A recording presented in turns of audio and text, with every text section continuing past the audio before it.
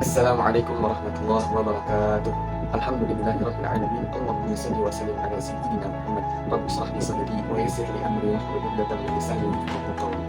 Kami mahasiswa dari Universitas Teknologi Ulama Indonesia Fakultas Keguruan dan Ilmu Pendidikan Prodi Pendidikan Agama Islam semester 3. Video ini dibuat untuk memenuhi salah satu tugas ujian akhir semester dalam mata kuliah Bikin Berkah dan Hadis. Dosen pengampu Bapak Hayatul Rahman MSc. Kami dari kelompok 12 terdiri dari 3 anggota kelompok yang masing-masing saling bekerjasama dalam pembuatan video ini. Sebelum kita lanjut membahas materi, izinkan kami untuk perkenalan terlebih dahulu. Yang pertama, saya sendiri atas nama Faizal Aji Ramdhani dengan nomor induk mahasiswa 22130072. Selanjutnya ada teman saya, yakni Raudatul Umi dengan nomor induk mahasiswa 22130058. Dan yang terakhir, ada Ananda Syahmatia dengan nomor induk mahasiswa 22130064. Baiklah, kami dari kelompok 12 akan membahas materi dengan judul Hukum Waris di Indonesia. Mari kita simak secara bersama-sama. Adapun pembahasan pertama yakni pengertian hukum waris. Menurut Haji Abdullah Shah dalam hukum pewarisan Islam atau disebut dengan hukum faraid, pengertian hukum waris menurut istilah bahasa ialah takdir atau qadar ketentuan, dan pada syara adalah bagian-bagian yang diqadarkan atau ditentukan bagi waris. Dengan demikian, faraid adalah khusus mengenai bagian ahli waris yang telah ditentukan besar kecilnya oleh syara. Selanjutnya, pluralitas hukum waris di Indonesia. Hukum waris tunduk kepada hukum yang dianut oleh pewaris. Sistem hukum waris yang dianut di Indonesia meliputi yang pertama, hukum waris Islam, yang kedua, hukum waris adat, dan yang ketiga, hukum waris menurut Kitab Undang-Undang Hukum Perdata. Adapun yang pertama, hukum waris Islam. Harta warisan menurut hukum Islam yaitu sejumlah harta benda serta segala hak dari yang meninggal dunia dalam keadaan bersih. Artinya, harta peninggalan yang diwarisi oleh para ahli waris adalah sejumlah harta benda serta segala hak. Ahli waris dalam hukum Islam secara garis besar dibagi menjadi 3 golongan besar, yaitu yang pertama, ahli waris menurut Al-Quran atau yang sudah ditentukan dalam Al-Quran yang disebut dengan zul faraid. Yang kedua, ahli waris yang ditarik dari garis ayah yang disebut dengan asobah, yaitu golongan ahli waris yang mendapat bagian terbuka atau sisa. Dan yang ketiga, ahli waris menurut garis ibu seperti zul arham. Golongan ini baru akan mewarisi jika sudah tidak ada zul faraid dan tidak ada pula asobah. Baik, tadi kita telah membahas tentang hukum waris Islam. Selanjutnya di sini kita akan membahas tentang hukum waris adat. Pandangan hukum adat terhadap hukum waris sangat ditentukan oleh hukum persekutuan adat itu sendiri. Berdasarkan hukum persekutuan itu, maka pertama adanya hukum persekutuan genealogis atau berdasarkan garis keturunan, dan yang kedua adalah hukum persekutuan teritorial atau hukum berdasarkan kependudukan, yakni persekutuan hukum teritorial.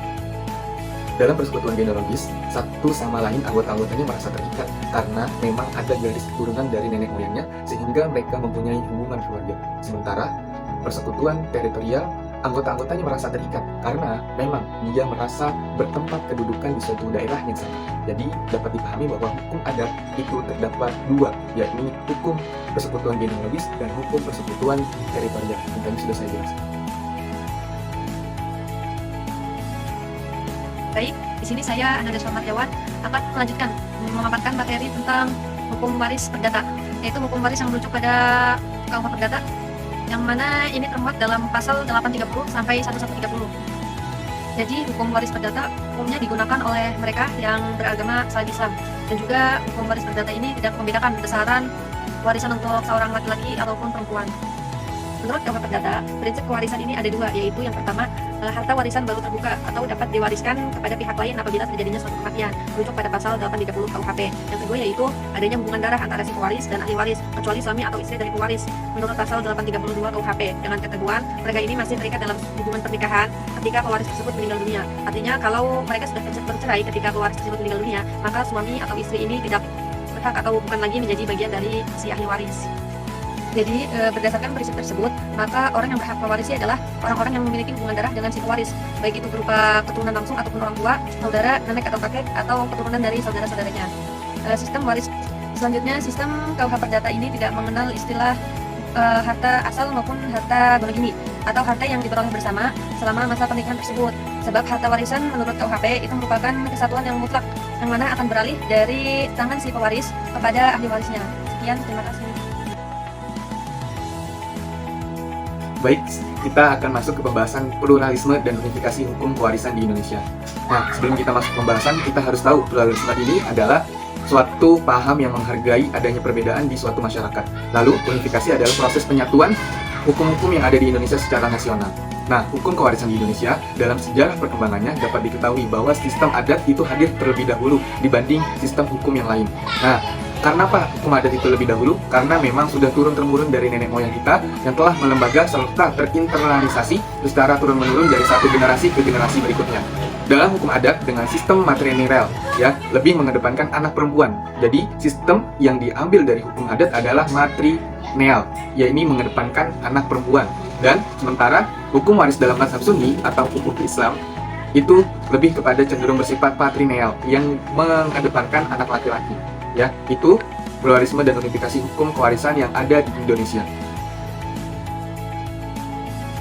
Ya, itulah pembahasan-pembahasan tentang materi hukum waris di Indonesia dari kelompok kami, kelompok 12. Maka dari pembahasan tersebut, kami dapat menyimpulkan bahwa hukum waris di Indonesia itu bersumber pada 3 hukum. Pertama, hukum waris Islam, hukum waris adat, dan hukum waris berdasarkan kitab undang-undang hukum perdata. Nah, dari ketiga sumber itu saling mempunyai korelasi satu sama lain dan menjadi penguat dari masing-masing hukum yang ada di Indonesia. Maka dari itu kita harus bijak mengambil hukum-hukum tersebut dan menjadikan pedoman dalam kehidupan kita untuk menghadapi masalah warisan. Baik, itulah yang dapat kami sampaikan. Sebelum kami tutup, maka ada pantun dari teman saya yaitu Raudatul Umi dan akan ditutup oleh beliau. Sekian, terima kasih. So nice combined with time. Don't forget to barbecue. Hope you guys happy next day. Thank you for attention and see you.